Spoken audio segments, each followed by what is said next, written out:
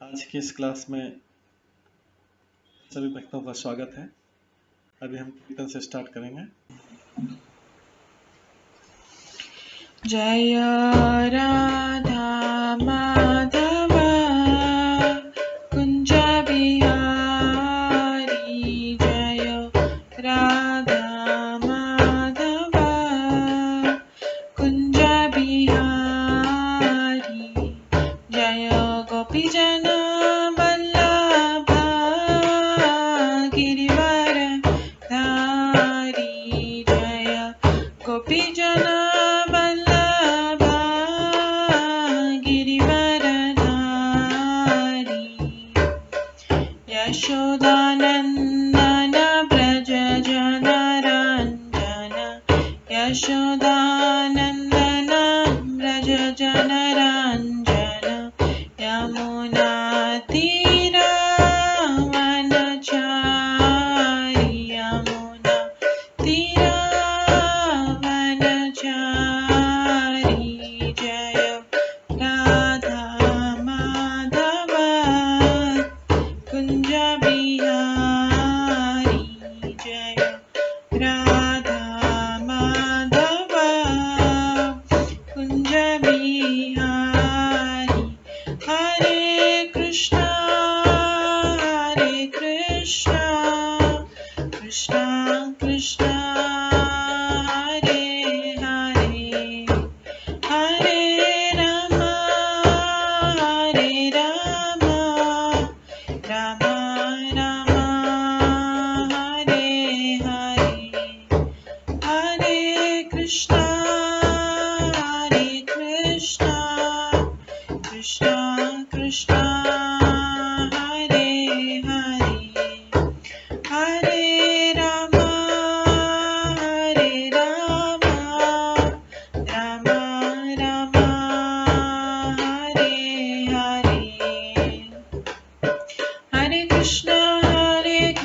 कृष्णा हरे हरे, हरे राम राम राम हरे हरे, हरे कृष्णा कृष्णा कृष्णा हरे हरे, हरे राम राम हरे हरे, हरे कृष्णा कृष्णा कृष्णा हरे हरे, हरे राम राम हरे हरे, हरे कृष्णा कृष्णा कृष्णा हरे हरे, हरे राम राम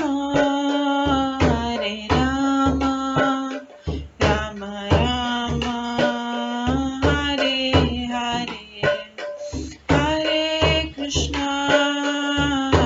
कृष्णा कृष्णा कृष्णा हरे हरे, हरे राम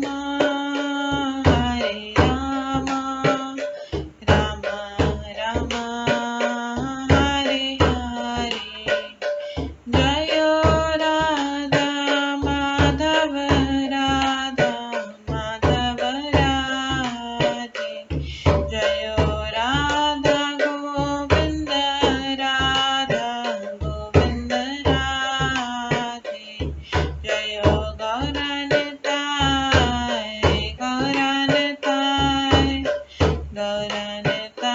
जय गौरनताय, जय जय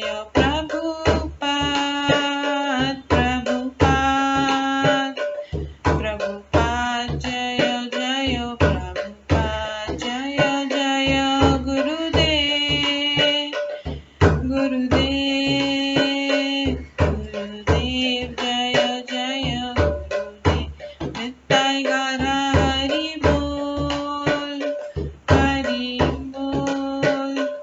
हरि बोल नित्य गौर हरि बोल, गौर प्रेमानंदे हरि हरि बोल। हरे कृष्णा। आज की इस क्लास में सभी भक्तों का स्वागत है। अभी मंगलाचरण से स्टार्ट करेंगे।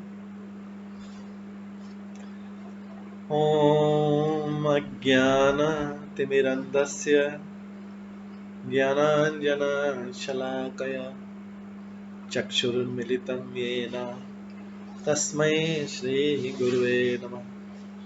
श्रीचैतन्यमनोभीष्टं स्थापितं येन भूतले स्वयं रूप कदा मह्यं ददाति स्वपदान्तिकम्। वन्देऽहं श्रीगुरो श्रीयुतपदकमलं श्रीगुरुं वैष्णवांश्च श्रीरूपं साग्रजातं सहगण रघुनाथान्वितं तं सजीवं साद्वैतं सावधूतं परिजनसहितं कृष्णचैतन्यदेवं श्रीराधाकृष्णपादान् सहगण ललिता श्रीविशाखान्वितांश्च नमो विष्णुपदाय कृष्णपृष्ठाय भूतले श्रीमते भक्तिवेदांत स्वामिन्निति नामिने।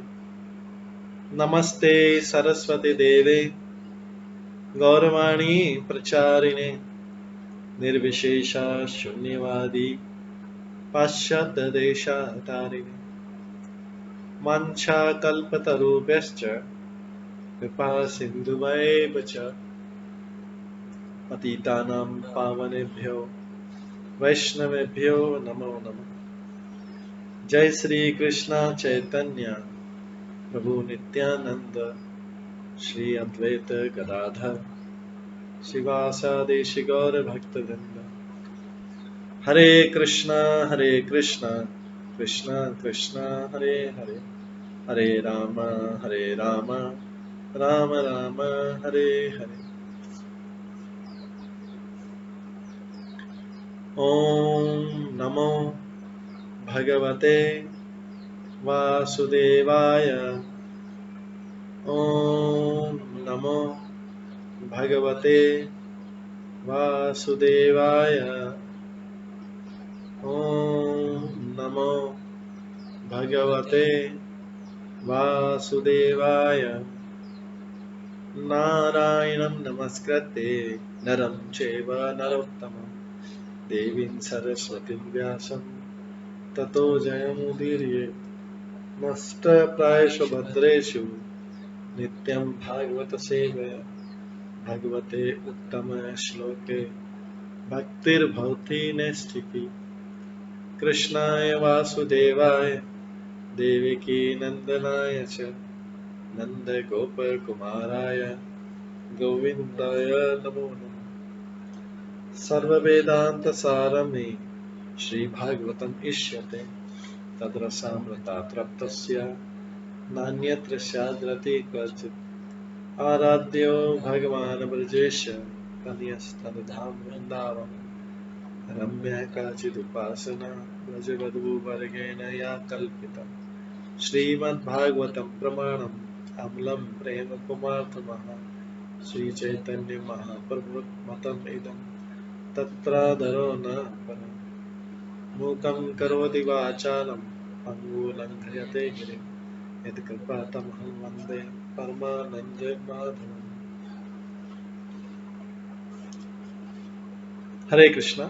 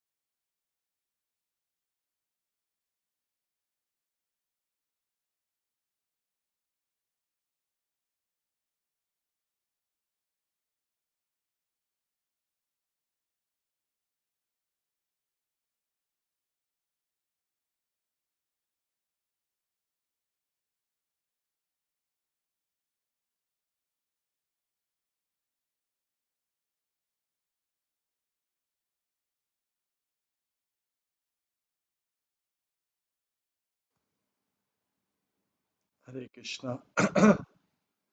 आज की इस क्लास में सभी भक्तों का स्वागत है। कल हम रास नृत्य के बारे में श्रवण कर रहे थे।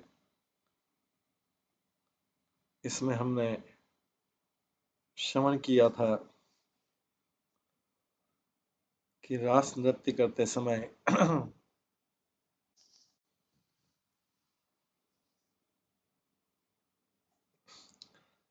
कृष्ण ने अपनी बाह एक गोपी के कंधे पर रख दी, जिसमें से प्राकृतिक नीले कमल की सुगंध के साथ उसमें लेपित चंदन की मिली हुई सुगंध आ रही थी।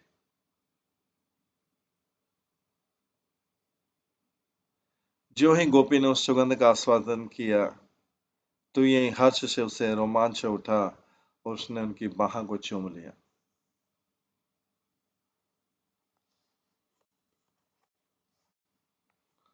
उसने उनकी बाह को चूम लिया।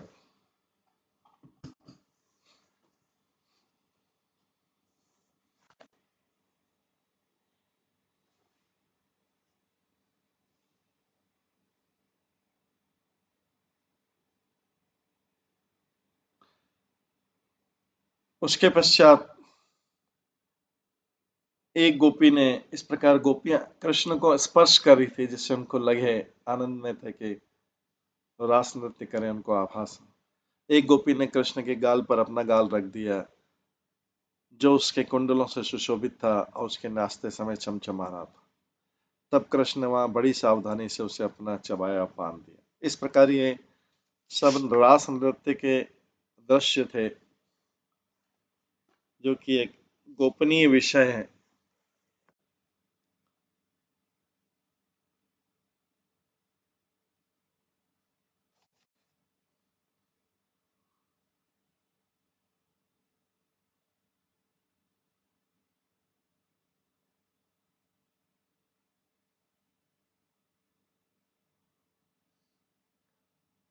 तेरहवें श्लोक से आता है, इसी 10वें स्कंद के 33वें अध्याय के 13वें श्लोक में आता है।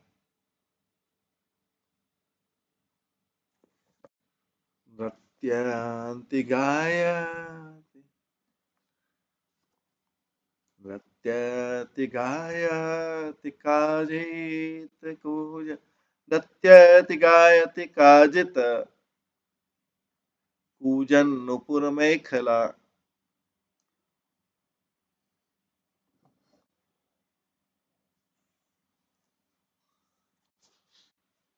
नृत्याति गायति काचित कूजन नुपुर मेखला पार्श्वस्थ अच्युत हस्ताब्जम शांता अधातस्तनयो शिवम।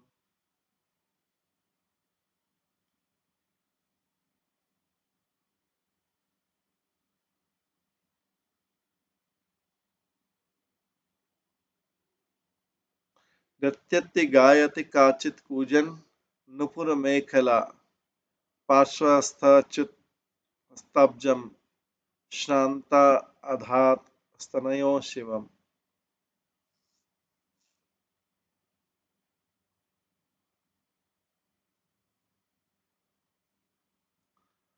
एक अन्य नाचती तथा गाती हुई गोपी, जिसके पांवों के नुपुर और कमर की करधनी घुंघरू बज रहे थे, थक गई। अतः उसने अपने पास ही खड़े भगवान अच्युत के सुखद कर कमल को अपने स्तनों के ऊपर रख लिया।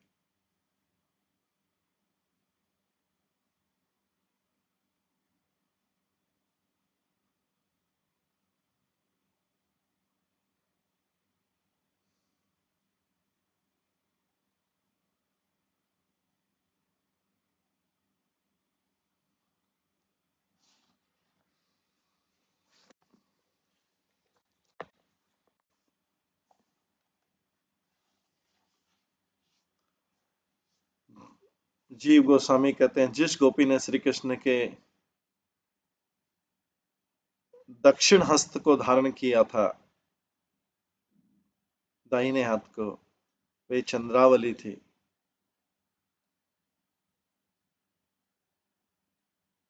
ये वही प्रदर्शित हुआ।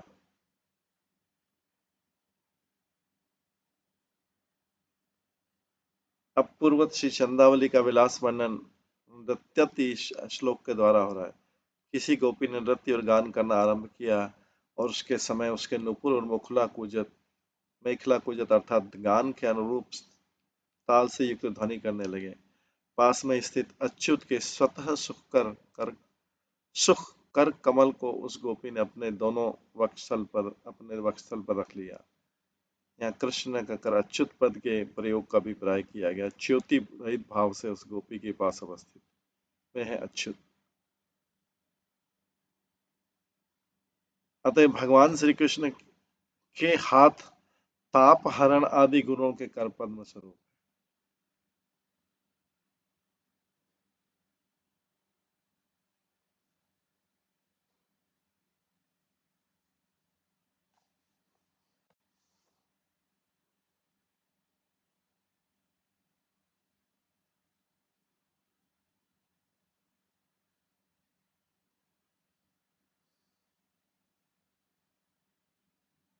6 मुख्य सखियों का प्रेम विलास पृथक पृथक वर्णन हुआ।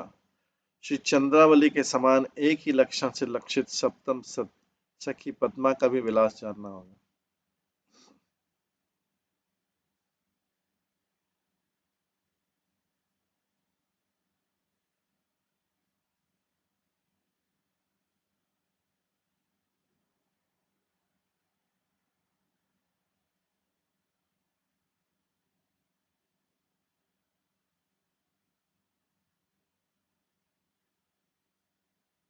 और सरल रूप में लक्षित पूर्वत विष्णु पुराण में कही गई भद्रा सखी स्पष्ट रूप में अष्टम सखी होगी, इसलिए उसके अनुसार उनका विलास भी समझना होगा। गीत और स्तुति में सुनिपूर्ण सुशोभित कोई गोपी श्री मधुसूदन के प्रेम विलसित बाहु का चुंबन करने लगी। श्री जयदेव ने भी इस अष्टम सखी को भद्रा के रूप में लक्ष्य किया और सरस चरित्र प्रदर्शन पूर्वक श्री राधा के समान इसका विलास प्रकाश किया।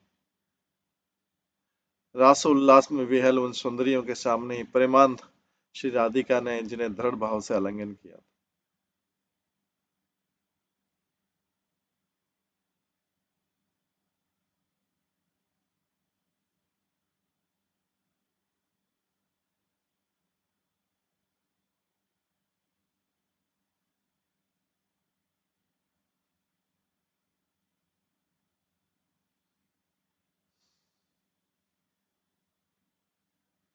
विश्वनाथ चक्री ठाकुर करते नृत्य और गान करते करते एक गोपी ने अपनी क्लांति को दूर करने के लिए श्री कृष्ण के समीप में जाकर उनके दोनों हाथों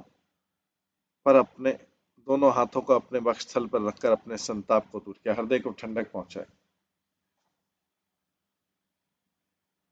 पहले जिसने श्री कृष्ण के कर कमलों को धारण किया था निश्चय वो श्री चंद्रावली अथवा हाथ ग्रहण करने के सादृश्य वस्त्र द्वितीय सखी श्री पद्मा है।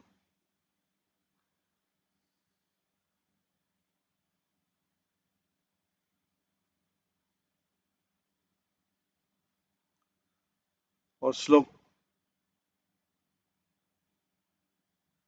के अनुसार उस समय श्री कृष्ण के चरण कमलों को अपने वक्षस्थल के ऊपर धारण किया था। उस समय उन्होंने श्री कृष्ण के कर कमलों को पकड़ कर अपने वक्षस्थल पे धारण किया। जिसने उस समय कृष्ण के चरण कमलों को अपने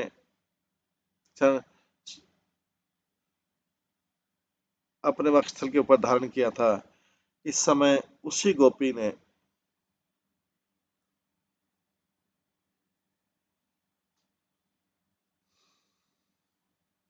कृष्ण के कर कमलों हाथों को पकड़ के अपने वक्षस्थल पर धारण कर लिया। क्योंकि उनके वक्षस्थल इसलिए उनके छाती पे के वो बोल रहे हैं कि इसमें बहुत ताप हो रहा है आपके विरह में। तब कथामृतम तप्त जीवनम 9वें श्लोक में आता था गोपी गीत के। तो बोल रहे हैं उनके विरह में जो ताप है उसको ठंडा करने के लिए इन्होंने अपने हाथों कृष्ण के हाथों को अपने वक्षस्थल पे रख लिया। जिस गोपी ने पहले चरण कमल को कृष्ण के वक्षस्थल, कृष्ण की छाती के ऊपर रखने के लिए बोला था, कृष्ण से बोला था कि वो मेरी छाती के ऊपर रख दें, उसी ने अभी कृष्ण के हाथों को बोला वक्षस्थल पे, जिससे उनके कृष्ण से जो उनका विरह हुआ है, उससे जो ताप है, विरह का जो ताप है, वो शीतल हो जाए।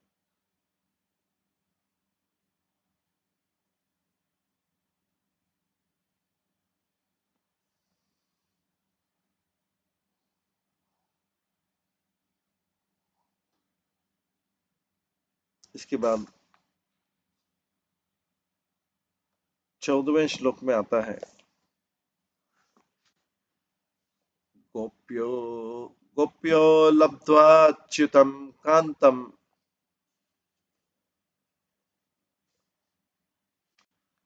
श्रियम एकांत वल्लभम।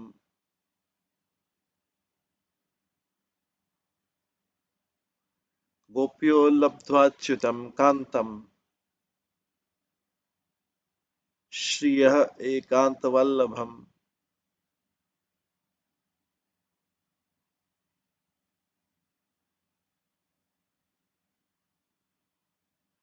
ग्रहित कंठया तत्तोभ्याम गायन्त्य तम विजहिरे।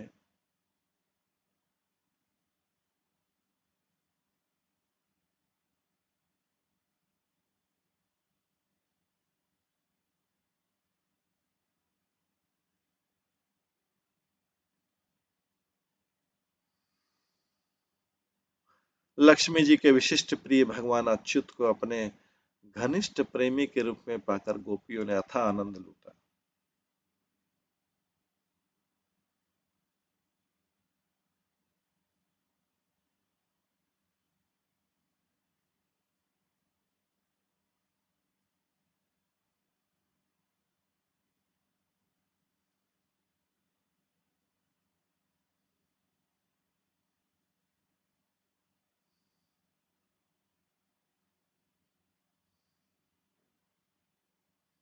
लक्ष्मी जी के विशिष्ट प्रिय भगवान अच्युत को अपने घनिष्ठ प्रेमी के रूप में आकर गोपियों ने अथाह आनंद लूटा। वे उनको अपनी भुजाओं में लपेटे थे और उनके यश का गान कर रहे थे।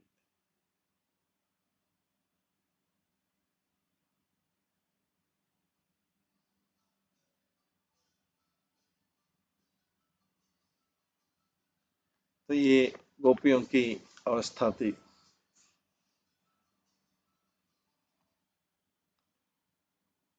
साक्षात लक्ष्मी जी के एकमात्र प्रीतम,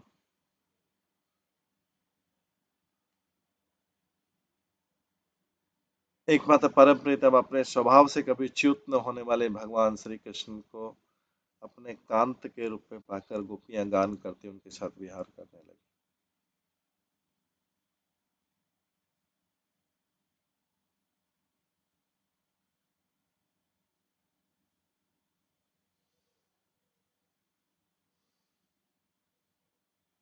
भगवान कृष्ण ने उनके गलों को अपने भुजा पाश में बांध रखा।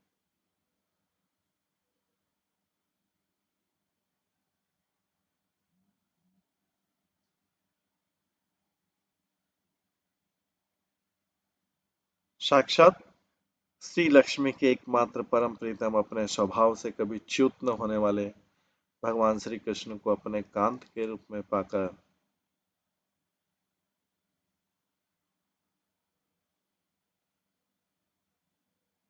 गोपियां गान करती उनके साथ विहार करने लगी। भगवान कृष्ण ने उनके गलों को अपने भुजा पाश में बांध रखा।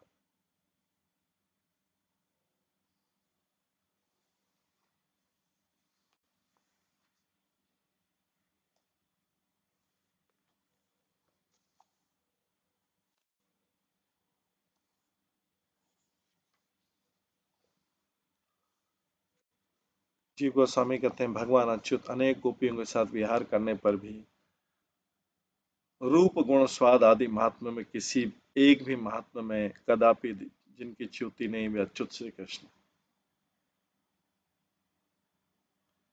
इन श्री कृष्ण की प्राप्ति अत्यंत दुर्लभ है।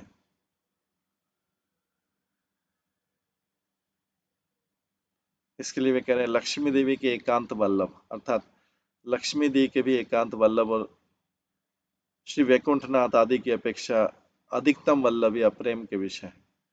श्रीमद् भागवतम के अनुसार श्री कृष्ण लक्ष्मी देवी के प्रेम के विषय हैं।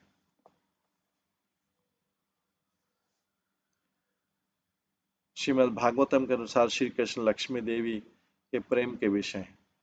कृष्ण को प्राप्त करने की आशा से लक्ष्मी देवी ने भी तपस्या की, किंतु उन्हें रमण के रूप में प्राप्त नहीं कर सकी। किंतु उन्हें रमण के रूप में प्राप्त नहीं कर सकी।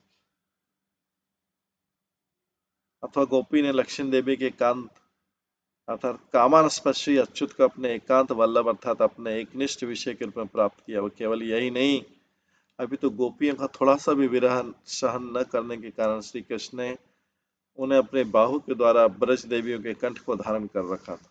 मतलब उनके गले में से हाथ डाले हुए थे भगवान इस रास लीला में। इस रास लीला को कृष्ण लक्ष्मी देवी ने भी नहीं प्राप्त किया, क्योंकि लक्ष्मी देवी का जो भाव था वो गोपियों जैसा नहीं था। उनका भाव नारायण की पत्नी ऐश्वर्य रूप में था। इसलिए गोपियां अत्यंत प्रेमानंद के साथ श्री कृष्ण के गुणगान करते करते विहार करने लगे। उस प्रकार लक्ष्मी देवी की अपेक्षा भी ब्रज देवियों का अधिक महात्म्य व्यक्ति हुआ। उसे श्री उद्धव ने भी अनुभव किया कहा है। भगवान श्री कृष्ण ने रासलीला के समय उन ब्रजांगनाओं के गले में अपनी भुजाओं को डालकर उनके अभिष्ट पूर्ण को पूर्ण कर उनके प्रति जैसी कृपा वितरण की थी, वैसी कृपा भगवान की नित्य संगिनी वक्षस्थल पर सर्वदा विराजमान लक्ष्मी देवी तथा कमल की जैसी सुगंध और कांति से युक्त स्वर्ग की देवांगनाएं भी प्राप्त नहीं हो पाई।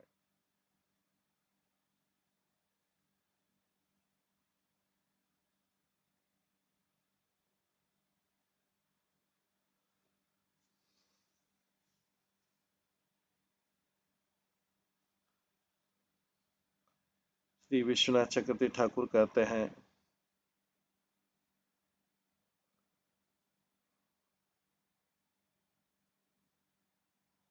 उल्लिखित मुख्य गोपियों की भांति अन्य अन्य गोपियां भी अपने अपने स्वभाव के अनुसार श्री कृष्ण के साथ विहार करने लगी।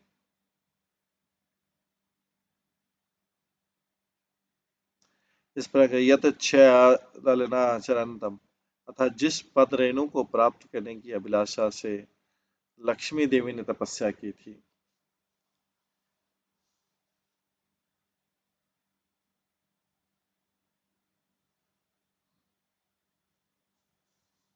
किंतु प्राप्त नहीं कर सकी। जिस पद रेणु चरण के धूल को प्राप्त करने की अभिलाषा से लक्ष्मी देवी ने तपस्या की थी, प्राप्त नहीं कर सकी इत्यादि। नाग पत्नियों की स्तुति में नायम श्रेयंग नितानंते प्रसाद अर्थात गोपियों ने जिस प्रकार अनुग्रह प्राप्त किया था, लक्ष्मी देवी वैसा अनुग्रह प्राप्त नहीं कर सकी।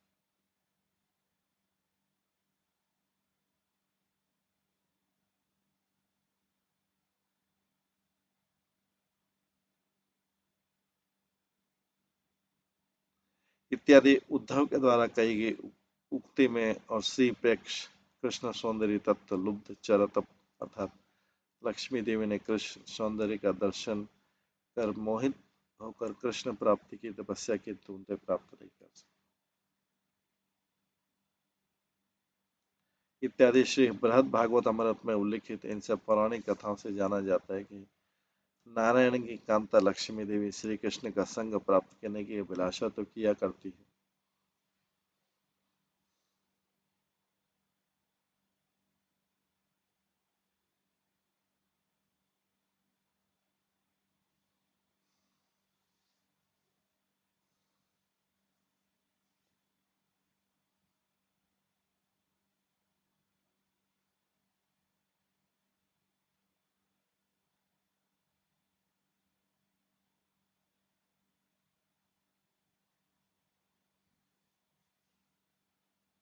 किंतु लक्ष्मी देवी के लिए श्री कृष्ण का संग प्राप्त करना असंभव है।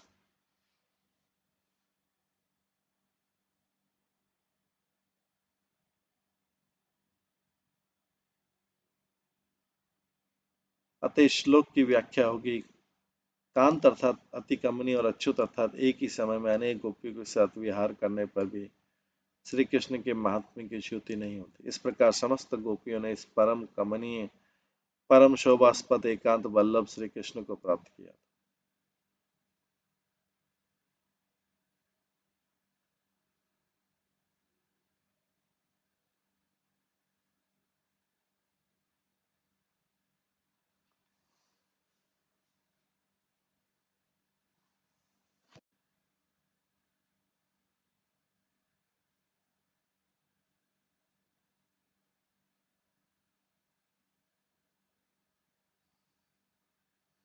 श्री कृष्ण स्वयं भी अपनी दोनों भुजाओं के द्वारा प्रत्येक गोपी के कंठ को प्रेम से धारण कर आलिंगन किया था।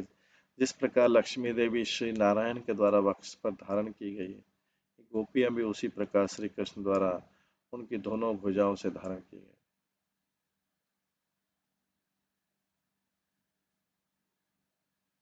अतः श्री नारायण के साथ ऐक्यवस्था ही श्री कृष्ण लक्ष्मी देवी की भी परम प्रिय है।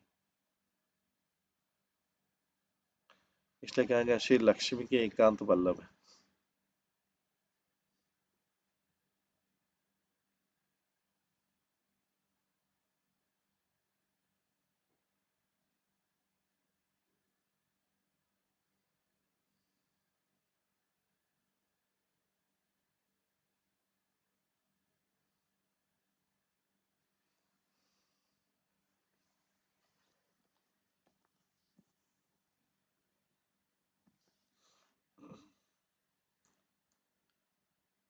कर्णो पल्ललक्ष्मितं कपोलधर्म कर्णो पल्ललक्ष्मितं कपोलघर्म वक्त्र श्रियः वलयनपुरघोषवाद्ये गोप्यः समं भगवता नरतु स्वकेश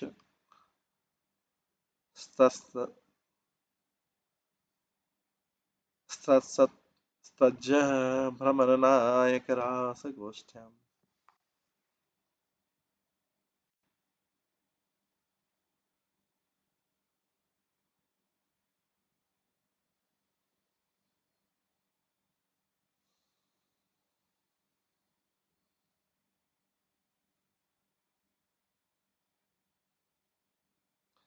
कानों के पीछे लगे कमल के फूल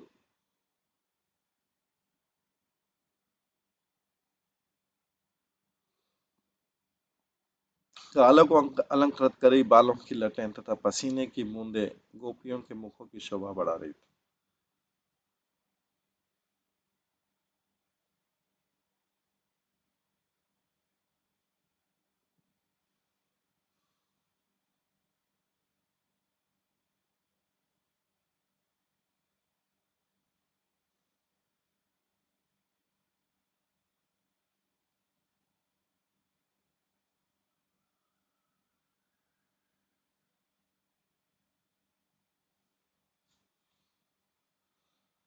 कानों के पीछे कमल के फूल गालों को अलंकृत करी बालों की लटें तथा पसीनों की बूंदें गोपियों के मुखों की शोभा बढ़ा रही थी। उनके बाजू बंधों तथा घुंघरियों के रुनझुन से जोर की संगीतात्मक ध्वनि उत्पन्न हो रही थी और उनके जुड़े जूड़े बिखरे हुए थे। इस तरह गोपियां भगवान के साथ रास नृत्य के स्थल पर नाचने लगी और उनका साथ देते हुए भौरों के झुंड गुनगुनाने लगी।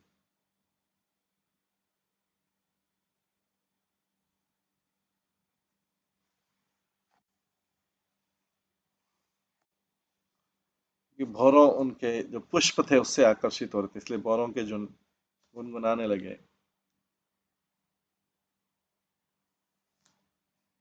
भौरों में लग रहा था डांस के साथ म्यूजिक कर रहे हैं।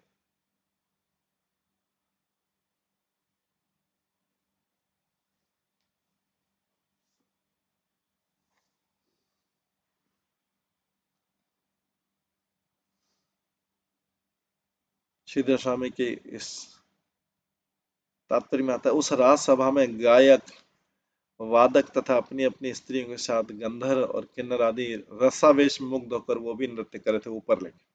इधर रासलीला मैंने ऊपर कर रहे थे देवता।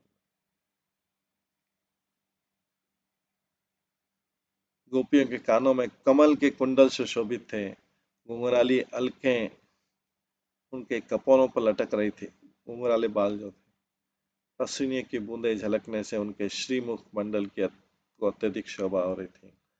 उनके कंगन, नूपुर, किंकणी समूह वाद्य यंत्र की भांति ध्वनि कर रहे थे। उनके अपने अपने जूड़ों और चोटियों में गूंथे हुए फूल खिसक खिसक कर गिरते जा रहे थे। इसके द्वारा बोध हो रहा था मानो ताल गति के द्वारा संतुष्ट होकर उनका केश कलाप भी अपने अपने मस्तक को हिलाकर उनके चरणों में पुष्प की वर्षा कर रहा था। इस प्रकार गोपियां श्री कृष्ण के साथ नृत्य करने लगे। इस रास सभा में भौरे गायक।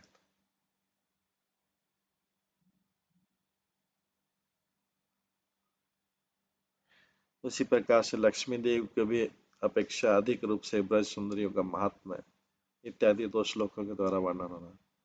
उनके कानों में कमल के कुंडल तथा आलोकों से सुशोभित कपोल पसीने की बूंदों से अपूर्व शोभा को धारण किए।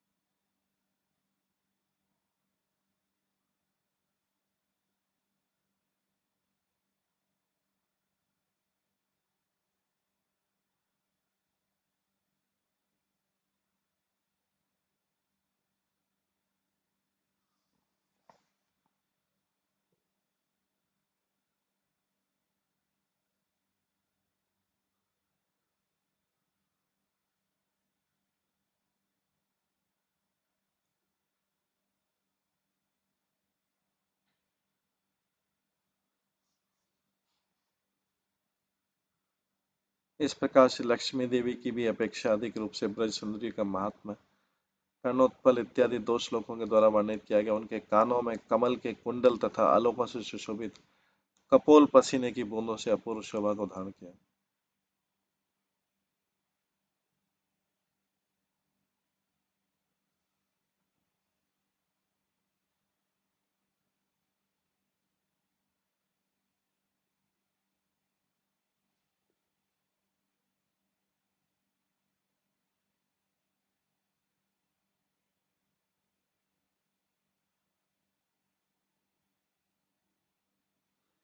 तथापि नृत्य का कारण कर रहे अपने असीम माधुर्य सार स्वरूप को प्रकट करने वाले श्री कृष्ण को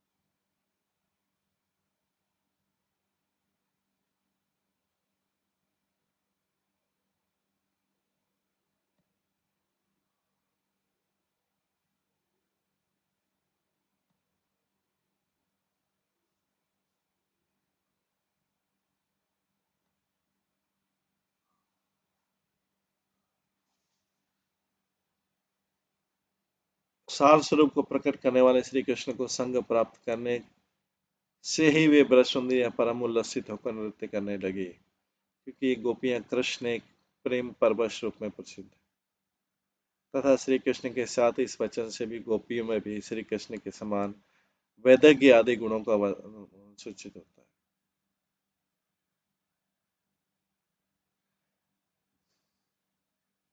इसलिए गोपियों की भांति श्री कृष्ण के भी कर्ण उत्पल आदि समस्त अलंकार थे, ऐसा समझना होगा। तब ब्रज सुंदरियों के कानों में कमल कुंडल भी अभी अभी श्री कृष्ण ने ही धारण कराया था, ऐसा भी समझना। उस रास क्रीड़ा में भ्रमर गायक कार्य कर रहे थे, इसलिए उस रास क्रीड़ा के समुचित गाने के सामर्थ्य में भौरों की असाधारणता भी व्यक्त हुई। अन्य जो कुछ है उसकी श्रीधर स्वामी पाद ने व्याख्या की। इस रास मंडल में गोपियों द्वारा धारण किए गए कंगन, नूपुर, किंकड़ियां वाद्य ध्वनि कर रहे हैं, इसलिए भ्रमरों का गुंजन और कंकन किंकड़ी के वाद्य के शब्द इन दोनों के सम्मिलन में दुंदुभी नाद मुखरित हुआ। इस प्रकार वाद्यों की नादादि ध्वनि रास नृत्य के अनुकूल हुई थी तथा देवता, गंधर्व, किन्नर आदि रास दर्शन के प्रारंभ में ही नृत्य करने लगे।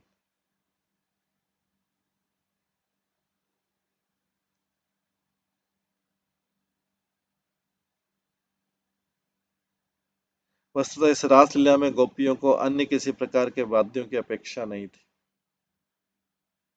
किंतु गायक और वादक गंधर्व किन्नर इत्यादि देवताओं ने आनंद में मत होकर ही बीच बीच में दूसरे वाद्यों को बजाने की चेष्टा मात्र की।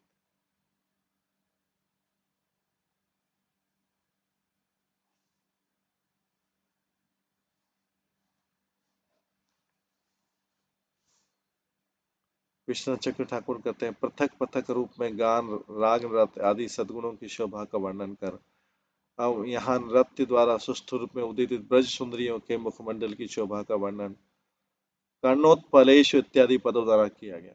उत्पल पद के उपलक्षण में ये चक्रिका है। कुंडल को भी समझना होगा। घुंघराले केशों से गोपियों के कपोल सुशोभित हो रहे थे।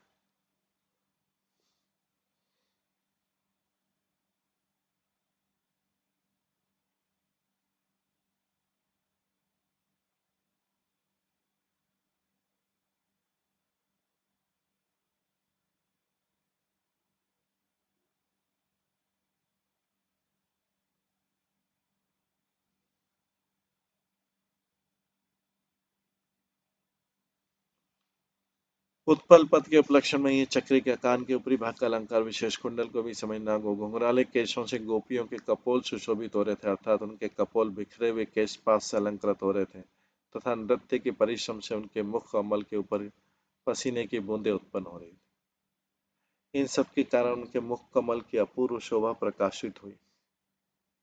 नृत्य के कारण अंग संचालन से उनके कंगन, नुपुर और किंकड़ियां बज उठती थी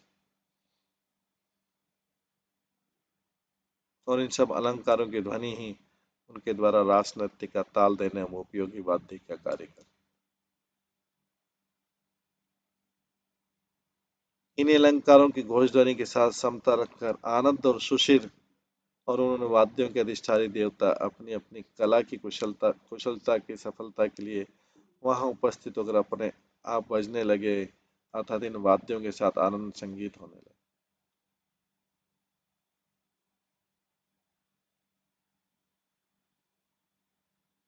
ब्रज देवियां श्री कृष्ण के साथ संभाव से अर्थात उनके समान ही नृत्य कर रही थी।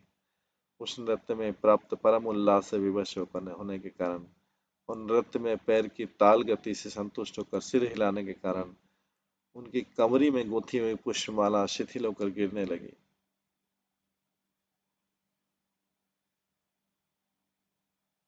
ऐसा प्रतीत होता है कि मानो उनके केश कलाप भी ताल की गति से असंतुष्ट होकर निकट में स्थित श्री कृष्ण के चरणों में पुष्प की वर्षा करा।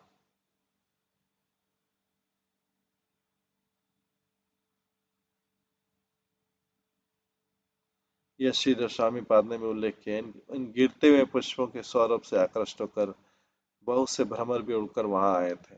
वे भी स्वभाव सुलभ गुनगुन गान कर राज सभा में गायक हुए थे।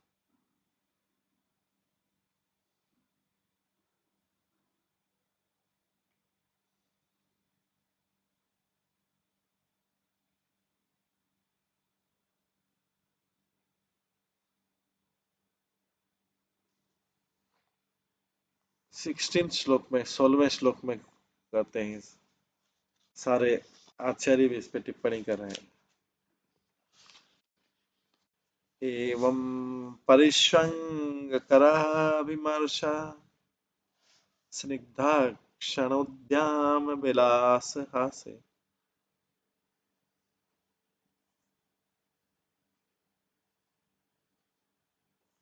रेमे रमाईश ब्रज सुंदरी भी यथार्भक्षा प्रतिबिंब विभ्रमा।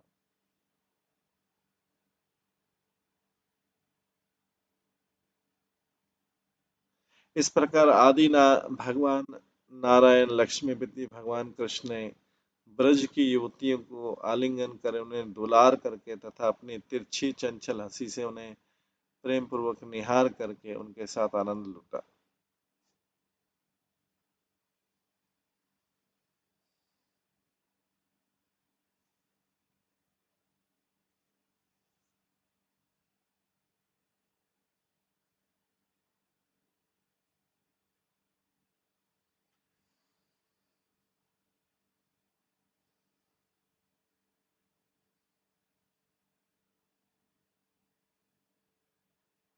तो सुन मत है एवं परिशंकर स्निग्धाय क्षणोद्याम विलास हासे रेमे रमाईश ब्रज सुंदरी भी यथा भक्ष प्रतिबिंब विभ्रम।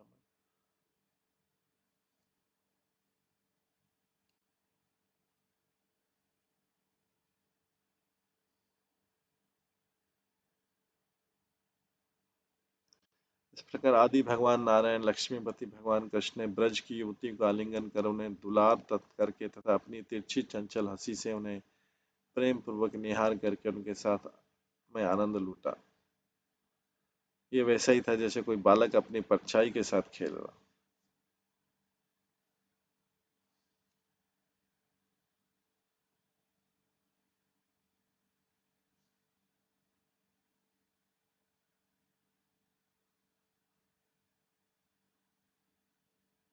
तब श्री भक्ति सिद्धांत श्री ठाकुर ने इस श्लोक की टीका इस प्रकार की केवल भगवान कृष्ण ही परम पूर्ण सत्य हैं और उनकी शक्तियां असीम है।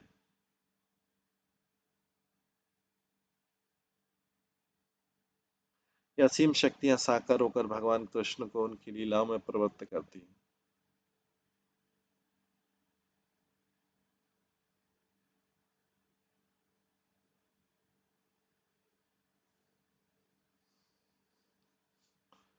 जिस प्रकार उनकी एक परम दिव्य शक्ति की ऐश्वर्यपूर्ण अभिव्यक्ति से भगवान की असंख्य शक्तियां प्रकट होती है, उसी तरह रास नृत्य में कृष्ण अपने को उतने ही गुणों में रूप में प्रकट करते हैं जिनकी जितनी शक्तियां गोपी के रूप में है।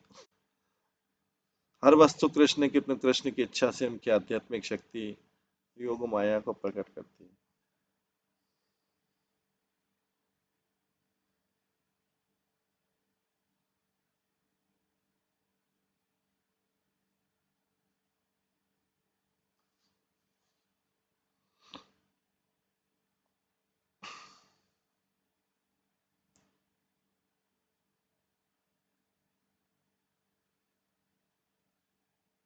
हर वस्तु कृष्ण की इच्छा से उनकी आध्यात्मिक शक्ति योग माया गोपियों को प्रकट करती है। जब उनकी अंतरंगा शक्ति योग माया उनके दिव्य भावों के प्रवर्धन हेतु ऐसी लीलाएं प्रकट करती, तो ये वैसा ही होता है जैसे कोई बालक अपनी परछाई से खेल रहा।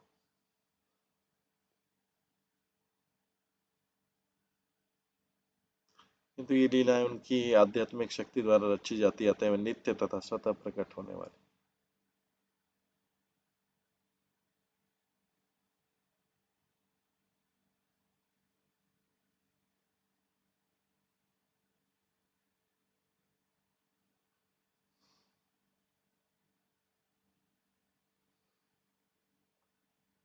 तद अंग संग प्रमुदा कुलेन्द्रिया केशान्दुकुलं कूचपट्टिकां वा नाञ्जपरपै प्रतिव्यो कमलं ब्रजस्त्रिया विवस्त्राः मालाभरणा कुरुद्वः। उनका शारीरिक संसर्ग पालने से गोपियों की इंद्रिय हर्ष से अभिभूत हो गई।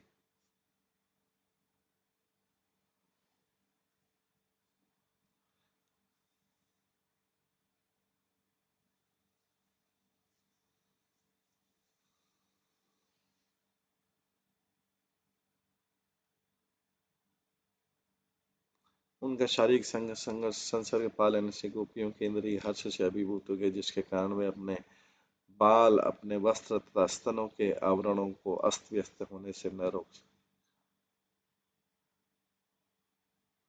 हे कुरुवंश वंश के वीर, उनकी मालाएं तथा उनके गहने बिखर गए।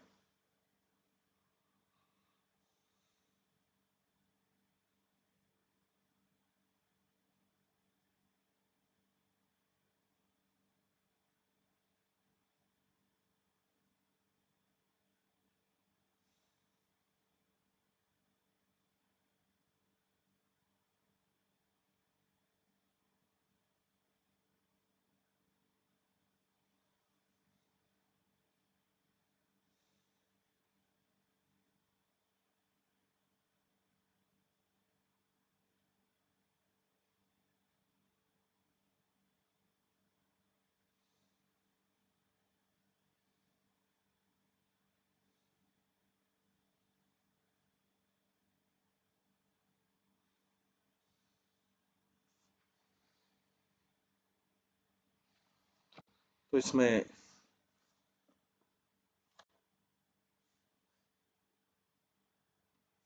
16वें और 17वें श्लोक में बता रहे हैं कि जिस प्रकार गोपियां श्री कृष्ण के साथ नाना प्रकार के विलास सहित विहार करी थी, उसी प्रकार श्री कृष्ण भी उनके साथ विविध प्रकार के विलास द्वारा रमण कर रहे थे।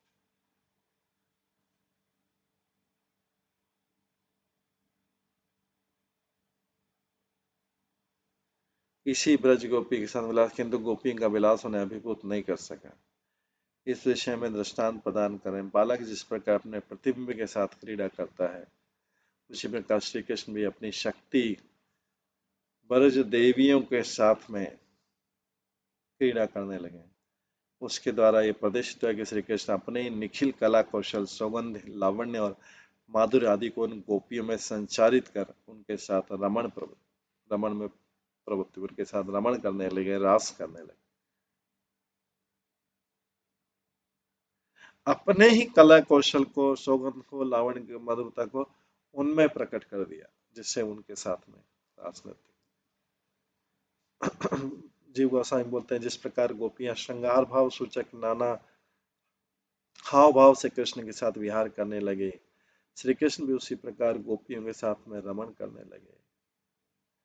जिस प्रकार छोटा बालक अपने छाया के साथ खेलता है, उसी प्रकार श्री कृष्ण अपनी स्वरूपभूत गोपियों के साथ क्रीड़ा करने लगे। यहाँ दोनों पक्षों में प्रतिबिंब स्थानीय गोपियों और बालक स्थानीय श्री कृष्ण का पुनः पुनः परस्पर अनुकरण होता है, तथा श्री कृष्ण जो कि मुग्ध बालक के समान विलास के लिए स्वाभाविक प्रवृत्ति है, उसी का परिवर्तन उनके लिए रास क्रिया रूप विचार। तदुपरांत श्रीधर स्वामी की टीका का अंश में रमण में आलिंगन, चुंबन आदि विलास से कृष्ण उसी प्रकार वशीभूत है, जिस प्रकार मुग्ध बालक अपनी छाया के साथ खेलते हुए अभिभूत है। तथा ये दृष्टांत प्रतिपादित करते कि गोपियां ही श्री कृष्ण के गुणों को प्रकाश करने वाली, यथा प्रतिबिंब द्वारा ही बालक का मुख माधुर्य और उनके नयन गोचर अनुभव होता अपने आप में। इस प्रकार श्री कृष्ण भी अपनी वैसी प्रियमतामाओं के द्वारा अपने माधुर्य का प्रकाशन और आस्वादन करते हैं समय में। इसके कारण गोपियों के प्रेम में प्रकाश के बिना इस माधुर्य का उदय होना संभव नहीं, अर्थात कृष्ण के माधुर्य की सीमा गोपियों के मुख में भी प्रतिलित होती, अतः गोपी के मुख पर भी अपना माधुर्य आस्वादन करते। अथवा रमेश और रमा लग के ईश होकर भी ब्रज सुंदरियों के साथ ही उन्होंने रमण किया, किंतु लक्ष्मी की देवी के साथ नहीं। इसके द्वारा श्री लक्ष्मी देवी की अपेक्षा ब्रज सुंदरियों का रूप, गुण, प्रेम, सौंदर्य अधिक है, ये कहना विपरीत हुआ। अथवा श्री कृष्ण रमा के ईश मात्र है, किंतु रमण नहीं है।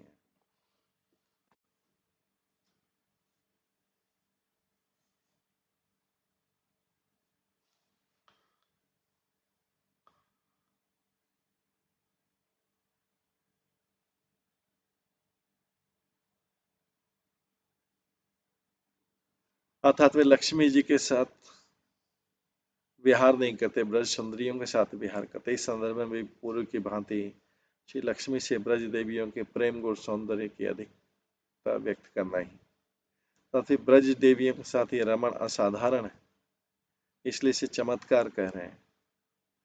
बालक जिस प्रकार अपने प्रतिबिंब के साथ क्रीड़ा करता है, उसी प्रकार रमापति श्री कृष्ण भी आलिंगन कर अपने हाथों से गोपियों के वक्षस्थल आदि का मर्दन या स्पर्श, स्निग्ध चितवन, अनुराग सहित उनकी ओर अपने नयनों का संचालन, उनका मुख अवलोकन।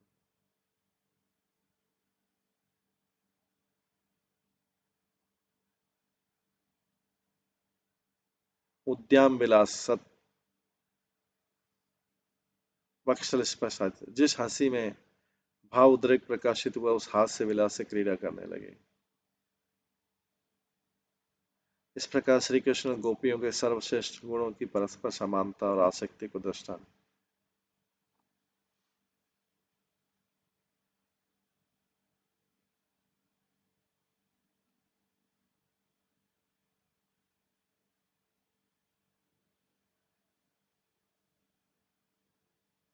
जिस प्रकार कोई बालक अपने बाल्य स्वभाव सुलभ क्रीड़ा में अत्यंत आसक्त होकर दर्पण में प्रतिबिंबित अपनी मूर्ति के साथ क्रीड़ा करते आनंद प्राप्त करता है, उसी प्रकार प्रेम वश स्वभाव से गोपियों में तन्मय श्री कृष्ण क्रीड़ा में आसक्त होकर अपनी स्वरूप शक्ति प्रतिमूर्ति होने के कारण प्रतिबिंब स्थानीय इन गोपियों के साथ क्रीड़ा करने लगे। इसलिए गोपियां कृष्ण योग्य हैं। इसी अभिप्राय से पहले भी उन्हें गोप वधु न कहकर कृष्ण वधु कहा गया।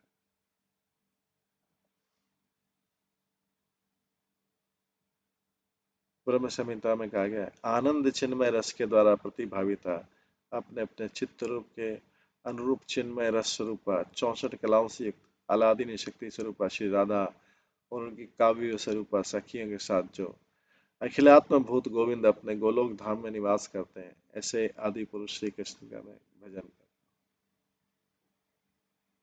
और भी बालक जिस प्रकार मुख का चालन इत्यादि करता है, उसने अपने प्रतिबिंब में भी उसी प्रकार से किया।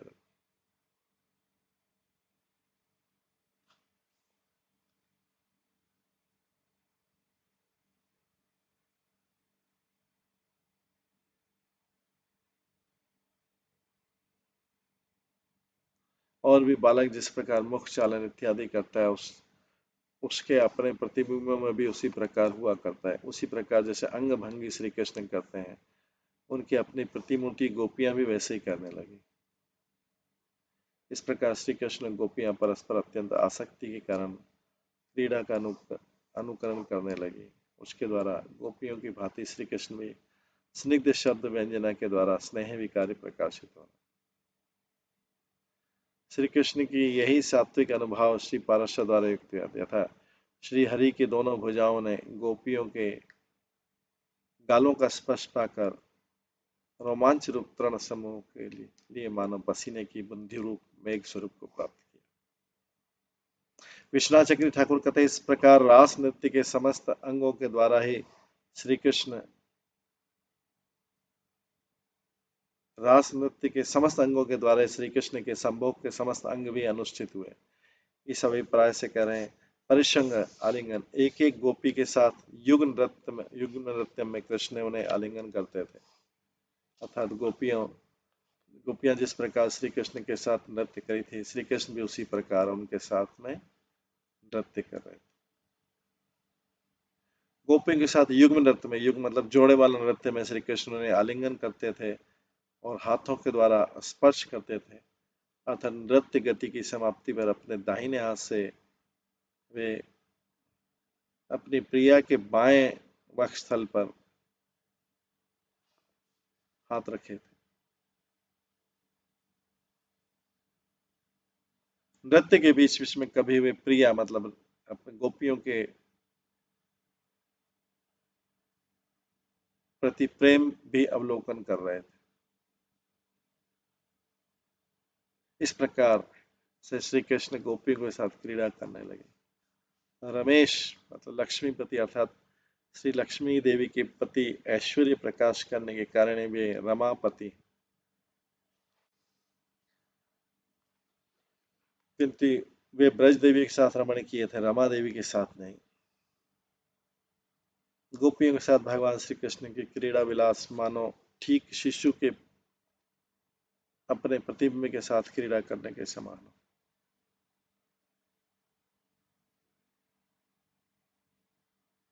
अर्थात बालक जिस प्रकार अपने प्रतिबिंब के साथ क्रीड़ा कर मुग्ध हो जाता है, उसी प्रकार प्रेम के अधीन श्री कृष्ण भी गोपियों के निकट मुग्धता का भावी पोषण कर उनके साथ क्रीड़ा करते हैं।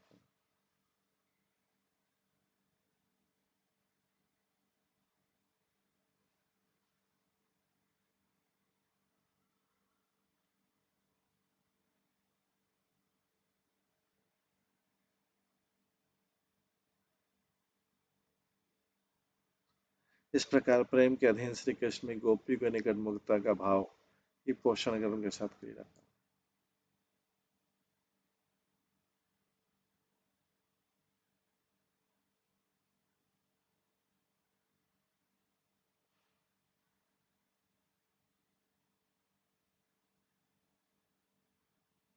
परंतु ये क्रीड़ा रमा देवी के समीप ऐश्वर्य प्रकाश करने की भांति नहीं। यदि किसी की आपत्तियों के असंख्य गोपियों के साथ एक कृष्ण की जैसे क्रीड़ा कर रहे थे, इसलिए कह रहे उनका विलास अपने प्रतिबिंब में विद्यमान। क्या था, जो तपस्या में तत्पर अतृप्त नयन मनुष्यों को स्वबिंब दिखलाकर पुनः लोकलोचन से बिंब सहित अंतर्निहित हो जाते हैं।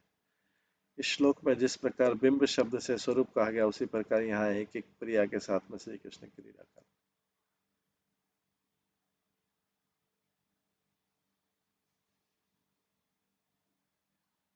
अर्थात भगवान श्री कृष्ण अपनी स्वरूप से शक्तियों के साथ क्रीड़ा कर रहे हैं, क्योंकि ब्रज गोपियां उनकी अलादीन शक्ति होने से उनके स्वरूप होते, इसलिए रास क्रीड़ा उन्हीं की आत्मभूत लीला का प्रकाश है।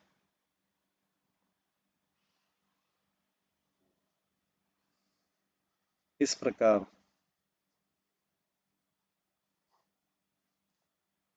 ये रास क्रीड़ा का विस्तृत वर्णन चल रहा है। ये सामान्य लोगों के नहीं, भक्तों के लिए है, क्योंकि भक्त लोग इसमें भ्रमित, जो अभक्त हैं, जो भक्त नहीं वो भ्रमित हो जाएंगे कि भगवान कैसा कर, तो सामान्य लड़के लड़कियों को डांस हो रहा है, लेकिन ये भगवान और अपने भक्तों के बीच में डांस, इसको उसी से समझना पड़ेगा। कृष्ण किस तरह से कृष्ण उनके गोपियों के गले में हाथ डाले, तो इसका उदाहरण है कि ये सारी गोपियां कृष्ण के शरीर का ही विस्तार, उनके शरीर से निकली। तो क्या व्यक्ति अपने हाथ को, पैर को हाथ नहीं लगा सकता है, उसको टच नहीं कर सकता है? तो ये कृष्ण के अंग से ही, राधा रानी के अंग का ही विस्तार। या जैसे बालक अपना प्रतिबिंब के साथ नहीं खेल सकता, इसी तरीके ये कृष्ण के प्रतिबिंब का विस्तार है सब गोपियां। तो क्या वो उनको टच नहीं कर सकते, उनका गले में हाथ नहीं डाल सकते? कोई व्यक्ति अपने अपने हाथ को नहीं पकड़ सकता।